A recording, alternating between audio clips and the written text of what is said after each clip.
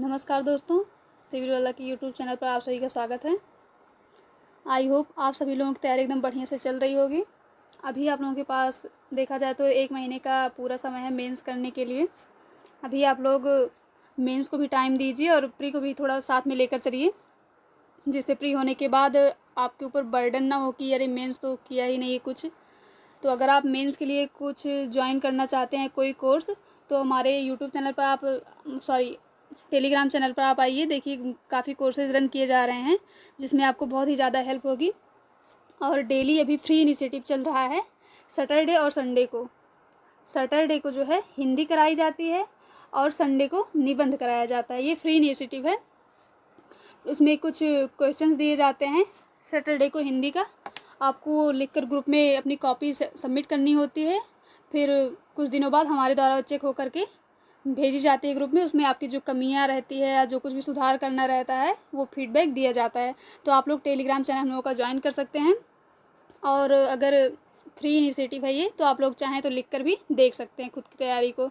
और अगर अभी तक भी नहीं लिखा है हिंदी के बारे में कुछ, तो मैं कहूँगी कि मेंस के पहले थोड़ा बहुत तो सीख लीजिए कि हिंदी में इतना तो कम से कम आना ही चाहिए कि हाँ, हिंदी में क्या क्या टॉपिक हैं, मेंस में क्या क्या आता है या उनका क्या प्रारूप होता है, क्या कैसे पूछा जाता है, इतना तो अवेयर होना ही चाहिए आप लोगों को। चलिए, ये सब आप लोगों के ऊपर है। पिछली क्लास में हम लोगों ने परिपत्र और अधिसूचना के बारे में पढ़ा था। आई होप आप सभी लोगों ने क्लास देखी होगी और आप लोगों को समझ में आया होगा। आज की क्लास में हम लोग सरकारी पत्र या शासकीय पत्र के बारे में पढ़ेंगे। सरकारी पत्र को ही शासकीय पत्र कहते हैं। शासकीय अर्थात सरकारी। आइए जानते हैं सरकारी पत्र किसे कहते हैं, इसकी परिभाषा क्या होती है, विशेषताएं क्या होती हैं इसकी आवश्यकता क्यों पड़ती है या किसके लिए भेजा जाता है। आइए जानते हैं इन सभी के बारे में। सरकारी पत्र, देखिए सरकारी पत्र आलेखन का वह औपचारिक प्रारूप होता है। कौन सा? सरकारी पत्र आलेखन का वह औपचारिक प्रारूप होता है जिसमें एक पद से दूसरे पद को किसी शासकीय नीतियों, निर्णय, आदेशों, निर्देशों अथवा सूचनाओं, शासकीय नीतियों अर्थात कोई सरकारी नीति हो गई, शासकीय अर्थात सरकारी, कोई सरकारी नीति हो गई या कोई सरकारी निर्णय हो गया। जैसे मान लीजिए किसी कार्यालय या विभाग को कोई निर्णय लिया गया है और अपने अधीनस्थ जो है उसमें कार्यालय को बताना है कि यह निर्णय लिया गया, तो सरकारी पत्र के माध्यम से बताया जाता है। या फिर ऐसे ही कोई आदेश हो गया या कोई निर्देश, कोई सूचना या कोई सूचना ही हो गई कि सूचना के बारे में जानकारी देना है, इत्यादि के सापेक्षिक पत्र व्यवहार किया जाता है। किनके सापेक्षिक? शासकीय नीति, निर्णय, आदेश, निर्देश अथवा सूचना, इन सभी के बारे में पत्र व्यवहार जो किया जाता है उसे हम क्या कहते हैं? सरकारी पत्र। क्या कहलाते हैं वो सभी पत्र? सरकारी पत्र कहलाते हैं। और एक कहाँ से प्रेषित होते हैं? एक पद से दूसरे पद को। किससे? एक पद से दूसरे पद को। और इसमें जो है व्यक्तिगत बातों का उल्लेख नहीं होता है। किसका? व्यक्तिगत बातों का उल्लेख इसमें नहीं होता है। देखिए आर्टिकल 166, किसके? अनुच्छेद 166 के तहत सरकारी पत्र का जो प्रारंभ होता है वह राज्यपाल की ओर से किए जाने की प्रक्रिया निर्धारित होती है। उसमें किसके? आर्टिकल या फिर अनुच्छेद 166 के तहत सरकारी पत्र का प्रारंभ जो होता है वह राज्यपाल, किसके? राज्यपाल के तहत राज्यपाल द्वारा किए जाने की प्रक्रिया निर्धारित होती है। आइए जानते हैं सरकारी पत्र में कौन कौन से तत्व पाए जाते हैं। तत्व अर्थात उनके जो लेखन शैली होती है उनमें जो कौन कौन से तत्व पाए जाते हैं सरकारी पत्र के। तो देखिए सबसे पहले पत्रांक पाया जाता है। पत्रांक कहाँ पे होगा? राइट साइड, यहाँ पे होता है पत्रांक। फिर प्रेषक में क्या होता है? पद, नाम, पता। सबसे पहले नाम होता है, प्रेषक का नाम, प्रेषक का पद और उसका शासकीय पता। कौन सा? सरकारी पता। अब ये सरकारी पत्र है तो जाहिर सी बात है कि सरकारी पता ही होगा, व्यक्तिगत बातों का उल्लेख नहीं होता है, तो इसमें कोई पर्सनल किसी का एड्रेस नहीं होगा। पता मतलब एड्रेस, ठीक। जिस विभाग या कार्यालय से पत्र भेजा जा रहा हो, ये जो पद, नाम, पता होगा क्या कौन से विभाग से होगा? जिस विभाग या कार्यालय से पत्र भेजा जा रहा हो। सेवा में के बाद कॉमा लगता है, इस चीज़ का विशेष ध्यान दीजिएगा। प्रेषिती होता है, प्रेषिती में पद, नाम, पता होता है। दिनांक और स्थान का भी उल्लेख रहता है। ये जो है दाईं तरफ होता है। कहाँ? जिस तरफ ये पत्रांक होता है उसी तरफ यहीं दिनांक और स्थान भी होता है। दिनांक मतलब डेट, स्थान मतलब प्लेस। और विषय, विषय जो होता है पत्र का जो मुख्य भाग होता है उसके बारे में संक्षेप में एक लाइन में ही समझ लीजिए, कह देना, एक लाइन नहीं, इसे संक्षेप में कह देना। मुख्य भाग जो है उसको विषय कहते हैं। जैसे कोई आदेश या निर्णय या कोई भी सूचना हो गई जिसके बारे में देना है उसको के संदर्भ में कहना विषय होता है। और आगे चल के उसी में हम उसका जो है जो विषय होगा उसी को हम विस्तार रूप से कहते हैं। तो विषय क्या हो गया? पत्र का मुख्य भाग। संबोधन, संबोधन किससे करते हैं? महोदय से। किससे? महोदय से। महोदय के बाद कॉमा लगाते हैं। फिर निर्देश, महोदय संबोधन करने के बाद निर्देश देते हैं। निर्देश क्या होता है? उपर्युक्त के संबंध में, उपर्युक्त के संबंध में मुझे यह कहने का निर्देश हुआ है कि, उपर्युक्त के संबंध में मुझे यह कहने का निर्देश हुआ है कि। फिर मुख्य भाग रहेगा, जो विषय रहता है उसी का मुख्य भाग, विषय को ही पत्र का मुख्य भाग कहते हैं, जो कि हम मुख्य भाग निर्देश देने के बाद विस्तार में कहते हैं। उसके बाद आता है स्वनिर्देश, स्वनिर्देश अर्थात भवदीय। उसके बाद आता है हस्ताक्षर, जिसने भेजा, हस्ताक्षर अर्थात सिग्नेचर। संलग्नक, जितनी आवश्यकता हो। पृष्ठांकन, हस्ताक्षर उससे संबंधित किसी अधिकारी, कोई अधिकारी भी कर सकता है। आइए जानते हैं कि इसकी विशेषताएं या लिखने की शैली क्या होती हैं। अभी जैसे आ जाए कि सरकारी पत्र किसे कहते हैं, उसकी लिखने की शैली बताइए, तो वही विशेषताएं होंगी और वही भी लिखने की शैली भी होती है। अब ऐसा आप नहीं सोचिएगा कि लिखने की शैली क्या होती है, ये तो मैंने पढ़ा ही नहीं। अगर आपने सिर्फ विशेषताएं ही पढ़ा है, लिखने की शैली तो वही सब हो गया कि लिखने की शैली क्या होती है। विशेषताएं वही कि पूर्णतः औपचारिक व्यक्तिगत बातों का उल्लेख नहीं होगा। तो अब जो है इसमें व्यक्तिगत बातों का उल्लेख नहीं होता है तो यह लिखने की शैली ही तो है और यही विशेषता भी है। तो देखिए पहला इसका क्या है? पूर्णतः औपचारिक व्यक्तिगत बातों का उल्लेख नहीं होता है। मैंने आपको शुरुआत में ही बताया कि ये सरकारी पत्र है तो इसमें सरकारी नीति, निर्णय, आदेश, इन्हीं सब बातों का उल्लेख होगा। जो कुछ भी होगा सरकारी ही होगा, उसमें पर्सनल व्यक्तिगत बातों का उल्लेख नहीं होगा। दूसरा, सरकारी पत्र राजभाषा या वैकल्पिक राजभाषा में लिखा जाता है। राजभाषा क्या है हमारी? राजभाषा हिंदी है हमारी। आप लोग कमेंट में बताइएगा कि ये किस आर्टिकल में आती है। भाषा हमारी कौन से पार्ट में, किस अनुसूची में, और आर्टिकल आप लोग कमेंट कीजिएगा, कमेंट करके बताइएगा। सरकारी पत्र राजभाषा या वैकल्पिक राजभाषा में लिखा जाता है। राजभाषा हमारी हिंदी है। ये सदैव अन्य पुरुष शैली में लिखे जाते हैं। संक्षिप्तता, अगला क्या है? संक्षिप्तता सरकारी पत्रों की मूल विशेषता होती है। अब इससे क्या समझेंगे आप? संक्षिप्तता जो होती है सरकारी पत्रों की मूल विशेषता होती है, अर्थात इसको बहुत लंबा नहीं करना होता है। अगर यह लंबा होता है तो उसको हम कई परिच्छेदों या फिर भाग में बांटते हैं। ये देखिए अगला क्या है? पत्र लंबा होने पर कई परिच्छेदों में बांटा जाता है। तो जैसे संक्षिप्तता जो होती है इसकी मूल विशेषता होती है, लेकिन अगर उसका विषय लंबा है, हमें उसको और विस्तार में बताना है, तो पत्र लंबा होने पर कई परिच्छेदों में बांटा जाता है उसे। इसकी सामग्री बिल्कुल तथ्यपरक, संयत, स्पष्ट और सर्वथा शुद्ध होती है। क्या होती है? बिल्कुल तथ्यपरक, संयत। आइए आगे जानते हैं आवश्यकता। इसकी आवश्यकता क्यों पड़ती है? देखिए, भारत सरकार अन्य राज्य सरकारों आदि से पत्र के व्यवहार में, किसमें? भारत सरकार को किसी अन्य राज्य सरकार, जैसे मान लीजिए भारत सरकार को उत्तर प्रदेश राज्य सरकार से किसी नीति या निर्णय या आदेश इन सब के विषय में चर्चा करनी हो या कोई सूचना देनी हो तो किसके माध्यम से वो दिया जाता है? तो वह सरकारी पत्र के माध्यम से दिया जाता है। किसके माध्यम से? सरकारी पत्र के माध्यम से। तो भारत सरकार अन्य राज्य सरकारों आदि से पत्र व्यवहार में। दूसरा जो है, अधीनस्थ कार्यालयों को शासन के आदेशों से अवगत कराने और उनसे सूचना मांगने आदि के लिए। अधीनस्थ मतलब जो नीचे के जो कार्यालय होते हैं को शासन के आदेशों से अवगत मतलब जानकारी कराने हेतु, आदेशों से उनको जानकारी कराने हेतु और उनसे सूचना मांगने आदि के लिए होता है। समस्त प्रकार की वित्तीय स्वीकृतियों को जारी करने के लिए। क्यों आवश्यकता होती है इसकी? जो सभी प्रकार की वित्तीय स्वीकृतियां होती हैं उनको जारी करने के लिए। किसी प्रकार का औपचारिक पत्र अथवा आदेश एक अथवा अधिक कार्यालयों को भेजने के लिए। जैसे कोई आदेश हो गया, वह एक या अधिक कार्यालयों को भेजना है, तो इसकी आवश्यकता होती है किसकी? सरकारी पत्र की। आइए जानते हैं इसका प्रारूप कैसे लिखा जाता है।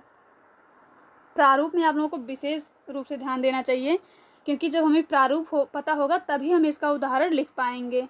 तो सबसे पहले देखिए पत्रांक, इस साइड पत्रांक लिखा जाएगा, मतलब जो संख्या होगी यहाँ पे होगी। फिर प्रेषक के बाद कॉमा, नाम, प्रेषक का नाम, उसका पद नाम और शासकीय पता। अब ये सरकारी पत्र है तो इसमें कोई व्यक्तिगत पता तो होगा नहीं, सरकारी पता ही होगा।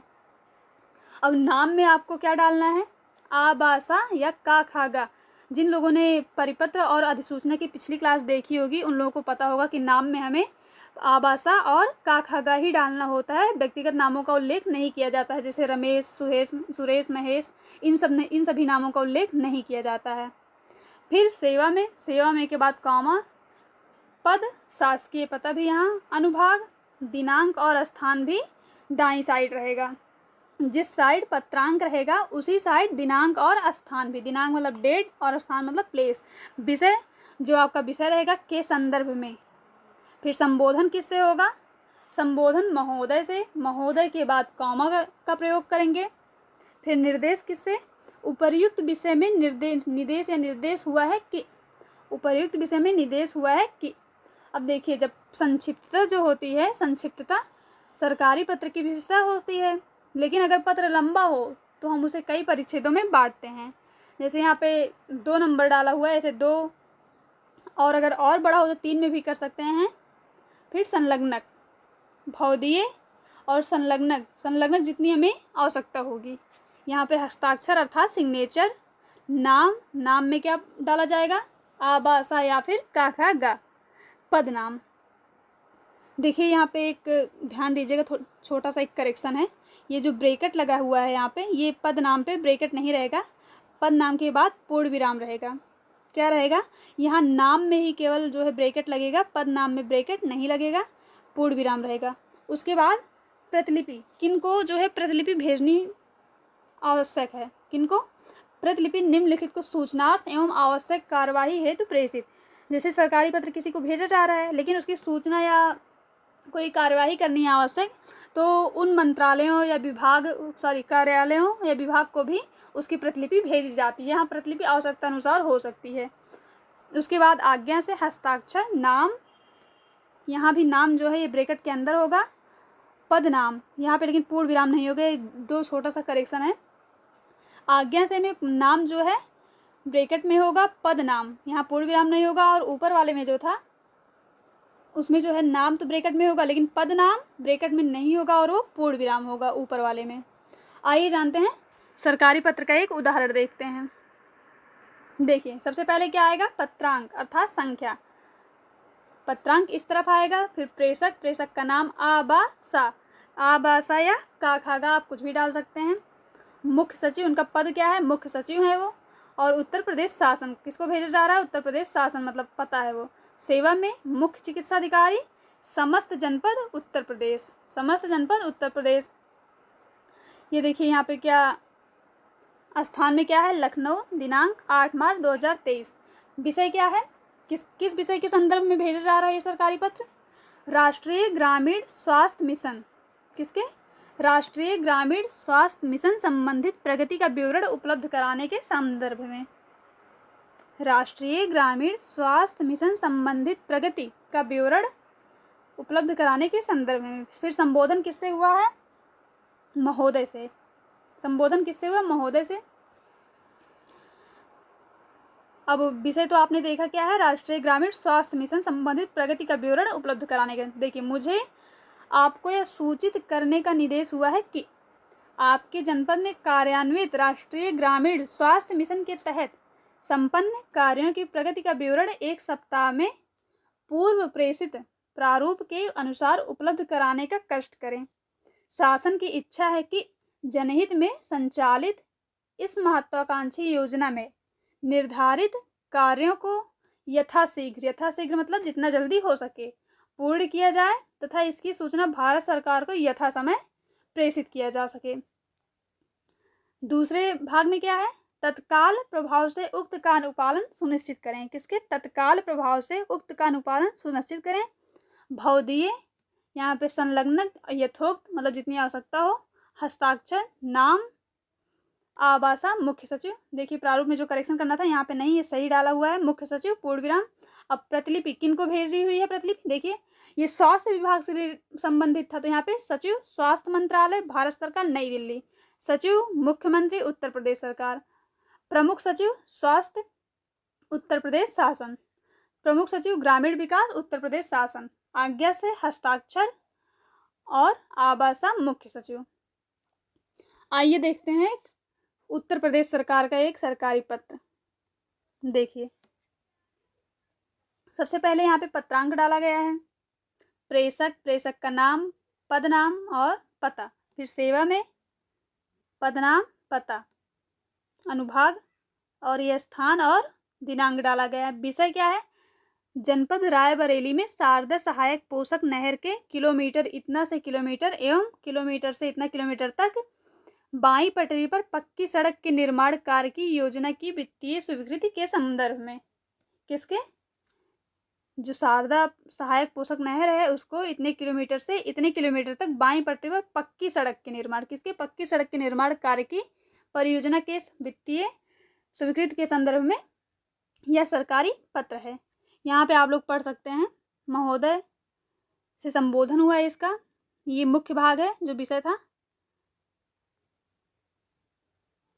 फिर लास्ट में भवदीय, और यहाँ पे देखिए प्रतिलिपि किन किन लोगों को भेजी जा रही है। यहाँ पे प्रतिलिपि 12 लोगों को भेजी गई है।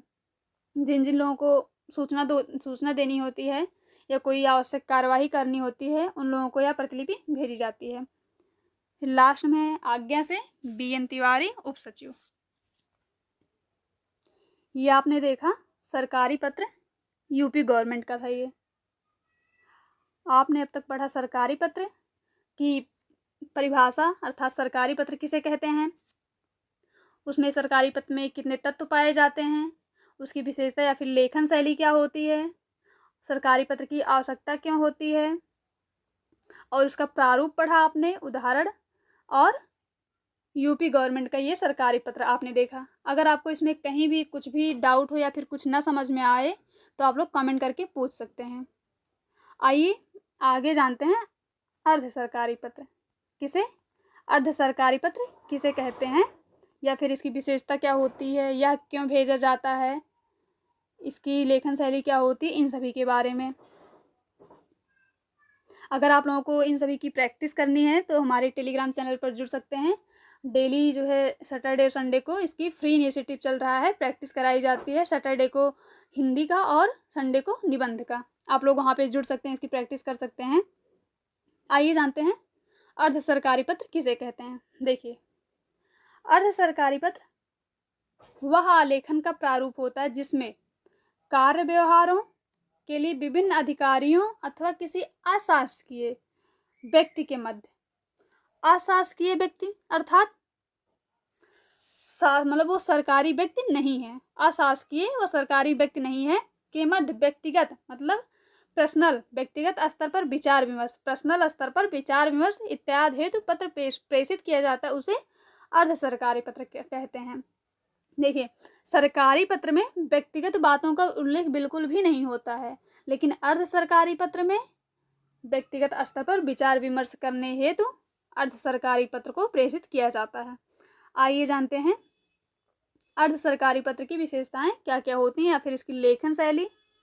अगर देखिए आपसे प्रश्न में पूछ लिया जाए, अभी आपने क्या पढ़ा, विशेषताएं, लेखन शैली और आवश्यकता। अगर आपसे पूछ लिया जाए महत्व, इसका महत्व बताइए, सरकारी पत्र किसे कहते हैं, इसके महत्व का उल्लेख करते हुए एक सरकारी पत्र का उदाहरण लिखिए, तो आप सबसे पहले लिखेंगे सरकारी पत्र किसे कहते हैं। अब जो महत्व है उनसे सरकारी पत्र का महत्व क्या है, या किसी नीति निर्णय इन सभी को भेजने के लिए या फिर कोई सूचना देने के लिए अधीनस्थ कार्यालयों या कोई कार्यालय विभाग को प्रेषित किया जाता है, यही तो उसका महत्व है। अगर आपने अभी तक इतना ही पढ़ा, अगर कोई प्रश्न में महत्व पूछ लिया जाए तो हम लोगों को परेशान नहीं होना है। यही सब इसका महत्व है। महत्व मतलब कि क्यों, इसका मतलब क्या महत्व है ऐसा, तो ये क्यों भेजा जाता है। कोई सरकारी नीति निर्णय सूचना ये सब भेजने के लिए, जानकारी देने हेतु किसी कार्यालय या अधीनस्थ कार्यालय विभाग को भेजा जाता है, तो यही इसका महत्व है। आइए जानते हैं अर्ध सरकारी पत्र की विशेषताएं। देखिए, संचालन प्राय एक अधिकारी के स्तर से दूसरे अधिकारी को, संचालन प्राय इसका कहाँ से होता है, एक अधिकारी के स्तर से दूसरे अधिकारी को प्रेषित किया जाता है। यह द्विआयामी रूप में परिचालित होता है। देखिए, जिन लोगों ने पिछली क्लास की होगी परिपत्र और अधिसूचना की, उनको पता होगा कि द्विआयामी किसे कहते हैं। द्विआयामी अर्थात यह दोनों तरफ से इसका परिचालन हो रहा है, तो इसे द्विआयामी कहते हैं। और अगर एक ही तरफ से हो रहा है, दूसरी तरफ से कोई रिस्पांस नहीं आना है और ना ही उसके आने की आशा है, तो उसे हम एक आयामी कहते हैं। अगला क्या है, पत्र की विषय वस्तु के रूप में शासकीय कार्य व्यवहार से जुड़ी सूचनाएं, आदेश, निर्देश इसमें भी होते हैं, निहित होते हैं। एक वचन व उत्तम पुरुष के रूप में प्रायः अनौपचारिक शैली में लिखा जाता है। किसमें, एक वचन व उत्तम पुरुष के रूप में प्रायः अनौपचारिक शैली में लिखा जाता है। पत्र के प्रारंभ में प्रेषित के लिए प्रिय श्री महोदय। देखिए, सरकारी पत्र में संबोधन किससे था, सरकारी पत्र में संबोधन सिर्फ महोदय से होता था, लेकिन अर्ध सरकारी पत्र में संबोधन प्रिय श्री महोदय, किससे, प्रिय श्री महोदय से होगा। इसका समापन सादर, ससम्मान जैसे किसी आदर सूचक शब्द के साथ होता है। सरकारी पत्र में समापन ऐसे किसी शब्द के साथ नहीं होता था, लेकिन अर्ध सरकारी पत्र में आपको सम्मान देना है ज़्यादा, तो इसलिए इसका समापन सादर या फिर ससम्मान इन सभी आदर सूचक शब्दों के साथ होता है। आइए अर्ध सरकारी पत्र का प्रारूप देखते हैं। आपको प्रारूप पे काम करना चाहिए, क्योंकि जब आपको प्रारूप पता रहेगा तभी आप इसका उदाहरण लिख पाएंगे। आइए जानते हैं अर्ध सरकारी पत्र का प्रारूप। देखिए, इस तरफ होगा दाईं तरफ अर्ध शासकीय या अर्ध सरकारी पत्र संख्या, क्या, अर्ध शासकीय पत्र संख्या, उसके बाद विभाग, अनुभाग, दिनांक और स्थान, दिनांक और स्थान। यहाँ बीच में मुहर होती है। जैसे उत्तर प्रदेश सरकार है तो उत्तर प्रदेश सरकार की मुहर। और यहाँ पे प्रेषक का नाम, पद, क्या, प्रेषक का नाम और पद होता है। विषय, किसके संदर्भ में यह पत्र भेजा जा रहा है या फिर लिखा जा रहा है, वह विषय डाला जाएगा। अब इसका संबोधन किससे होगा, प्रिय श्री महोदय से। सरकारी पत्र में आपने क्या देखा था कि उसका संबोधन सिर्फ महोदय से, लेकिन अर्ध सरकार, देखिए आप इससे भी एक अनुमान लगा सकते हैं, सरकारी पत्र में सिर्फ महोदय से होता था संबोधन, सिर्फ महोदय से, लेकिन अर्ध सरकारी पत्र में आपको एक्स्ट्रा जो है सम्मान देना है, ससम्मान या फिर सादर, एक्स्ट्रा सम्मान देना है, तो प्रिय श्री, आगे क्या लगाएंगे, प्रिय श्री। अब सरकारी पत्र में समापन जो है अभी आपने पढ़ा, उसका सादर या फिर ससम्मान, तो यहाँ आप ऐसा थोड़ा रिलेट कर सकते हैं कि एक्स्ट्रा सम्मान देना है, तो इसलिए प्रिय श्री महोदय आगे लगाएंगे। लेकिन सरकारी पत्र में ऐसा कोई समापन आदर सूचक शब्द नहीं था, तो इसलिए वहाँ पे सिर्फ महोदय। लेकिन अर्ध सरकारी पत्र में आपको एक्स्ट्रा सम्मान देना है, तो ससम्मान और प्रिय श्री महोदय। संबोधन किससे होगा, प्रिय श्री महोदय से। और निदेश इसका किससे होगा, उपर्युक्त, ये थोड़ा करेक्शन कीजिएगा, छोटा ऊ की मात्रा या के नीचे, उपर्युक्त विषय के संदर्भ में आपसे अपेक्षा है कि, उपर्युक्त विषय के संदर्भ में आपसे अपेक्षा है कि। अब यहाँ पे जो विषय डाले रहेंगे आप, उसका आप यहाँ पे विस्तार से वर्णन करेंगे कि किस विषय में यह पत्र भेजा जा रहा है। फिर यहाँ आपको ससम्मान, ज़्यादा सम्मान देना है आपको, ससम्मान या फिर सादर। उसके बाद भावनिष्ठ हस्ताक्षर और नाम, हस्ताक्षर यहाँ पे होगा, यहाँ पे नाम, यहाँ पे संलग्न यथोक्त जितनी आवश्यकता हो। प्रेषिती का नाम और पद, प्रेषिती का नाम और पद, और शासकीय पता, और प्रतिलिपि जिनको भेजनी आवश्यक हो, किसी को सूचना देनी हो या आवश्यक कोई कार्यवाही हो तो उनको प्रतिलिपि भेजी जाएगी। यहाँ पे ज़रूरी नहीं है कि 1 और 2 ही होंगे, ये और भी संख्या में अधिक हो सकते हैं। ये तो प्रारूप है इसलिए 1 और 2 डाला गया है, संख्या में ये और भी अधिक हो सकते हैं। आज्ञा से हस्ताक्षर, नाम और पदनाम, क्या, नाम और पदनाम। ये था जो है अर्ध सरकारी पत्र का प्रारूप। आइए जानते हैं अर्ध सरकारी पत्र का उदाहरण एक देखते हैं। देखिए ये क्या है, अर्धशासकीय पत्र संख्या है। क्या है, अर्धशासकीय पत्र संख्या। विभाग क्या है, संघ लोक सेवा आयोग नई दिल्ली सेवा अनुभाग 2। अनुभाग क्या है 2। ये दिनांक 14 मई 2018 और स्थान क्या है, प्लेस इसका क्या है, इलाहाबाद। वर्तमान समय में क्या है वो, प्रयागराज। नाम, प्रेषक का नाम हो गया क्या, आबासा। और क्या है वो, किस पद पर हैं, परीक्षा नियंत्रक हैं। और यहाँ बीच में मुहर होगी, इस बात का विशेष रूप से ध्यान दीजिएगा। अर्ध सरकारी पत्र में बीच में मुहर होती है। आप लोग कमेंट करके बताइए कि उत्तर प्रदेश का जो राजकीय चिन्ह है क्या है। अब विषय इसमें क्या है, अखिल भारतीय सांख्यिकी सेवा। अखिल भारतीय सांख्यिकी सेवा प्रारंभिक परीक्षा 2017 आयोजित होनी है के संदर्भ में मानक परीक्षा केंद्रों के पुनर्परीक्षण विषयक। संबोधन किससे होगा इसका, आपको एक्स्ट्रा सम्मान देना है तो इसलिए प्रियश्री महोदय से। देखिए यहाँ पे उसका विस्तार से वर्णन किया गया है। जो उसका विषय है, उपर्युक्त विषय के संदर्भ में आपसे अपेक्षा है कि प्रश्नगत परीक्षा के सफल आयोजन हेतु आपके द्वारा जनपद गाजियाबाद में 22 परीक्षा केंद्रों का निर्धारण किया गया था एवं उक्त परीक्षा केंद्रों की सूची आपके पत्र दिनांक 1 मई 2018 द्वारा आयोग को प्रेषित की गई थी। तत्क्रम में पुनः आपसे निवेदन है कि उक्त परीक्षा केंद्रों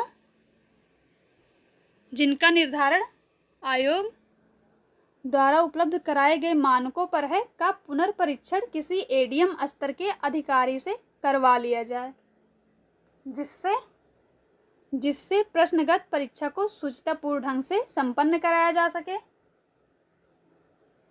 मैं आगे क्या कह रहे हैं, मैं अनुग्रहित होऊंगा यदि पुनर्परीक्षण की आख्या आगामी 1 सप्ताह के भीतर किसी अधिकारी कर्मचारी के द्वारा हाथों हाथ उपलब्ध करा दी जाए। और लास्ट में क्या करना है आपको, समापन किससे करना है आपको, ससम्मान। समापन इसका जो है किसी आदर सूचक शब्दों के साथ होगा, वो क्या होगा, सादर हो सकता है या फिर ससम्मान। उसके बाद भौनिष्ठ हस्ताक्षर, नाम आपको आबासा, संलग्नक, पुनर्परीक्षण हेतु नियत प्रारूप की प्रति। फिर यहाँ पे प्रेषिती का श्री काखागा जिलाधिकारी, पता ये है, ये जो है पता डाला गया है। ये भी आपने देखा अर्ध सरकारी पत्र का उदाहरण। उदाहरण में आप लोग कोई और भी डाल सकते हैं, कई उदाहरण होते हैं उसके।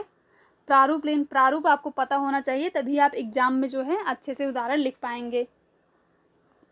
अब ये आपने पढ़ा अब तक सरकारी पत्र और अर्ध सरकारी पत्र। आइए जानते हैं कि इन दोनों में अंतर क्या होता है और क्या क्या समानताएं होती हैं इन दोनों में। तो आइए जानते हैं पहले अर्ध सरकारी एवं अर्ध सरकारी पत्र में क्या क्या अंतर होता है। देखिए यहाँ पे भेद डाला गया और ये हेडिंग है सरकारी पत्र एवं अर्ध सरकारी पत्र। तो देखिए उद्गम, सबसे पहले उद्गम, सरकारी पत्र का उद्गम कहाँ से होता है, पद से होता है। किससे, पद से होता है। और अर्ध सरकारी का अधिकारी या व्यक्ति के स्तर से होता है। देखिए अगर आपको अंतर मान लीजिए ध्यान में नहीं आ रहा है तो आपने सरकारी पत्र की विशेषताएं और अर्ध सरकारी पत्र की विशेषताएं भी पढ़ी हैं, तो आप वहाँ से भी अंतर निकाल कर लिख सकते हैं। उद्गम इनका सरकारी पत्र का पद से होता है और अर्ध सरकारी का अधिकारी या व्यक्ति के स्तर से होता है, क्योंकि सरकारी पत्र में व्यक्तिगत बातों का उल्लेख नहीं होता है और जबकि अर्ध सरकारी पत्र में व्यक्तिगत बातों का उल्लेख होता है।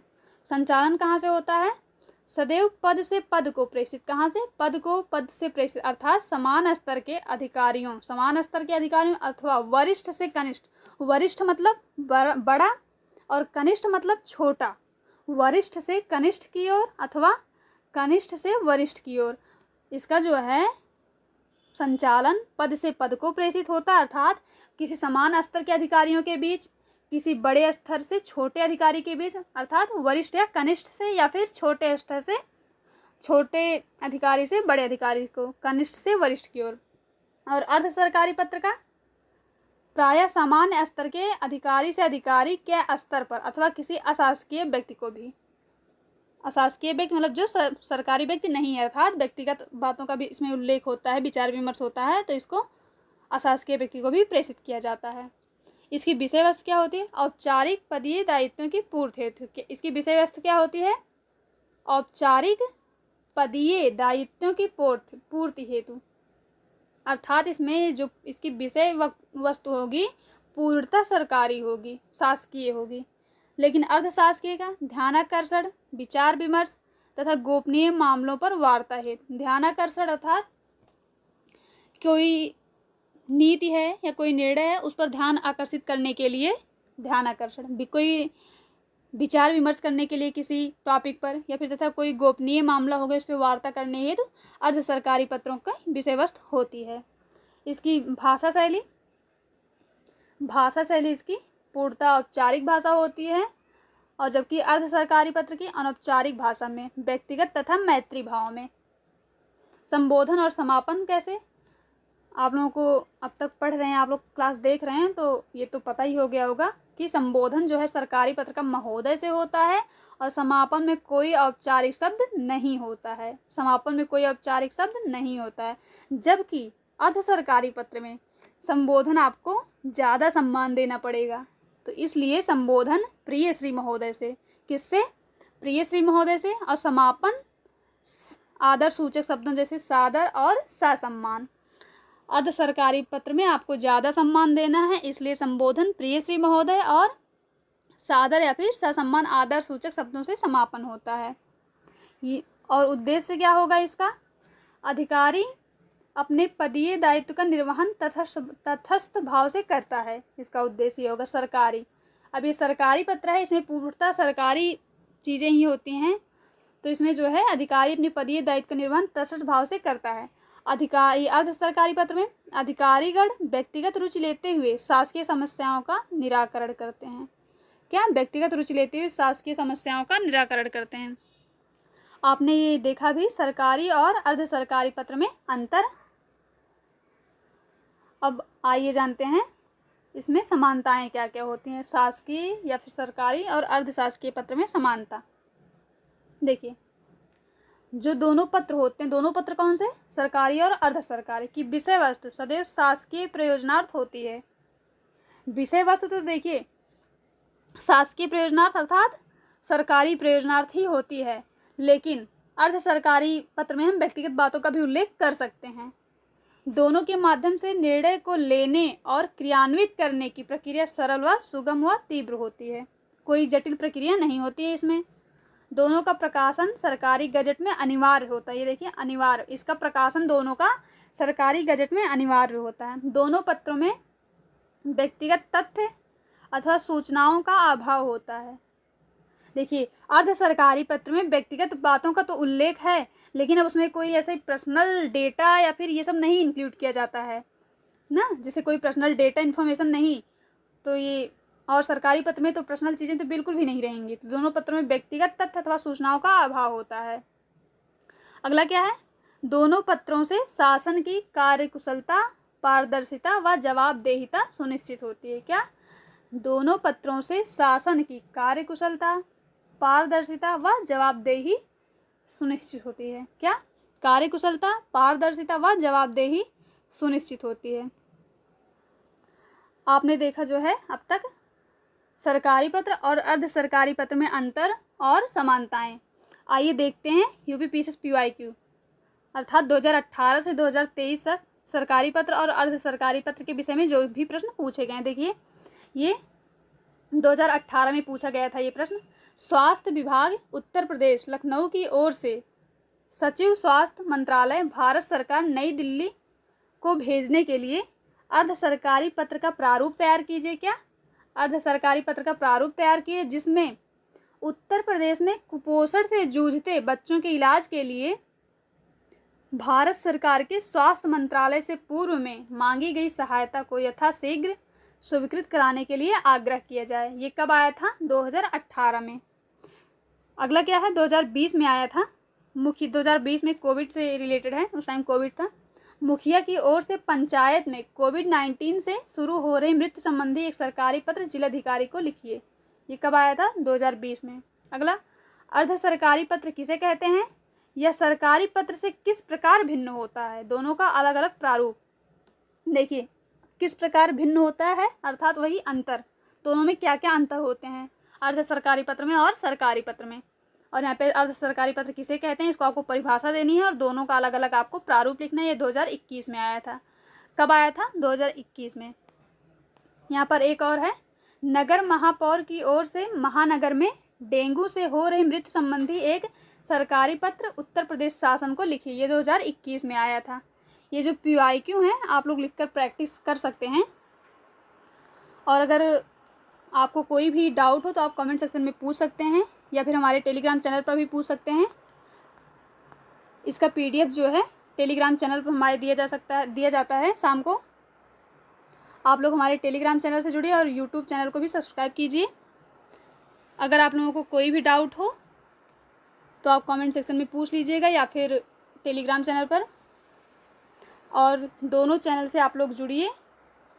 और जो हमारी फ्री इनिशिएटिव चल रही है हिंदी और एस्से राइटिंग की, उसमें ज़रूर आप लोग पार्टिसिपेट कीजिए, क्योंकि मेंस के पहले तो आप लोगों को थोड़ा प्रैक्टिस तो करना ही चाहिए।